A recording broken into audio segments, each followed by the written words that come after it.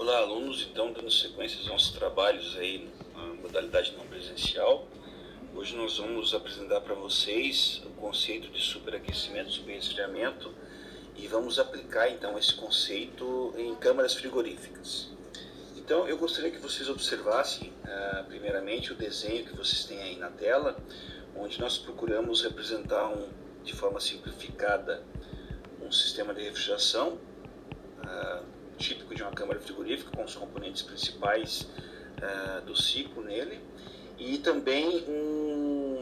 o correspondente desse sistema de refrigeração no ciclo de refrigeração por compressão mecânica de vapores no diagrama pH. Então, conforme vocês podem verificar nesse desenho, começando ali pelo evaporador, vocês observem que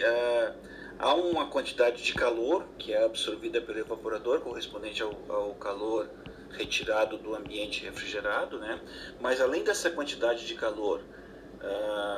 que é absorvida pelo evaporador, nós temos também uma quantidade adicional que corresponde ao calor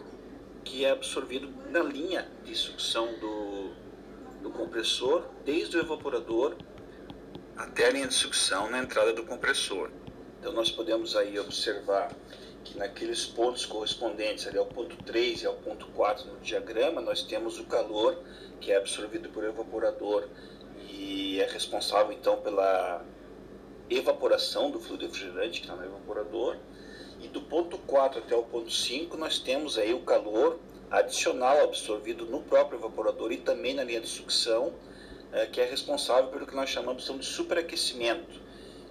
que representa então o ponto em que o fluido refrigerante vai ser entregue para o compressor, lá no ponto 5. Observem também que ao passar pelo compressor, o fluido refrigerante recebe uma quantidade bastante considerável de calor. Aí nós representamos essa quantidade aí pelo caminho entre o ponto 5 e o ponto 6. Esse calor representa o calor mecânico de compressão, né, que é o trabalho realizado pelo próprio compressor. Então esse calor é adicionado ao fluido refrigerante e ele deverá então ser, juntamente com o calor retirado no ambiente refrigerado, deverá ser rejeitado pelo condensador lá no processo de condensação.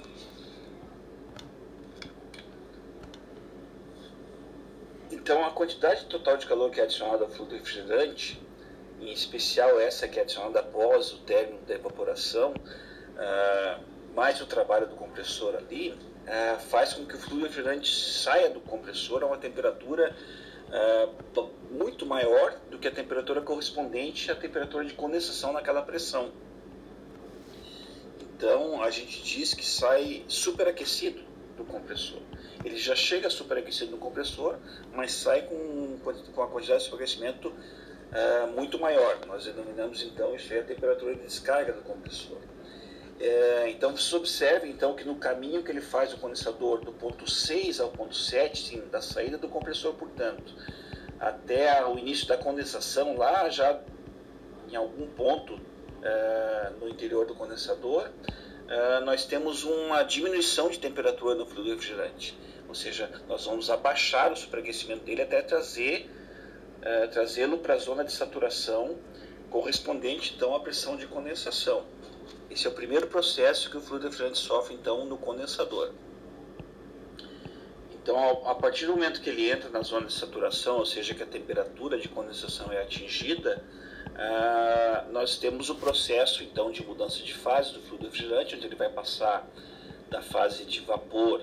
para a fase de líquido, ou seja, nós vamos ter uma quantidade cada vez maior de líquido, uma fração de líquido cada vez maior no condensador, desculpem, até que lá perto do final do condensador, todo o refrigerante foi condensado, ou seja, não temos mais vapor presente no fluxo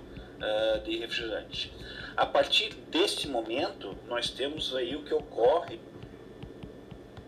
quando todo o fluido refrigerante for condensado lá no ponto 1. Do ponto 1 até o ponto 2, nós temos um abaixamento de temperatura do fluido refrigerante a um valor levemente inferior, abaixo, portanto,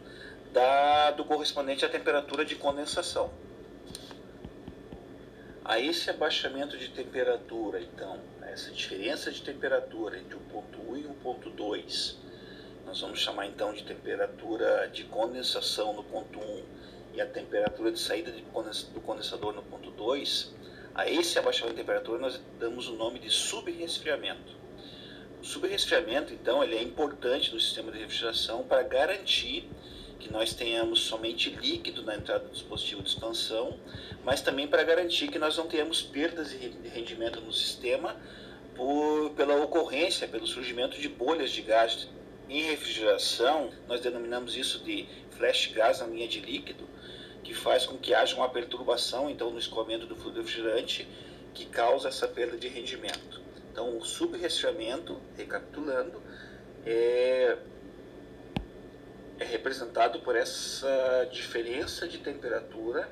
entre a temperatura de condensação no ponto 1 e a temperatura que o fluido refrigerante realmente sai do condensador lá no ponto 2.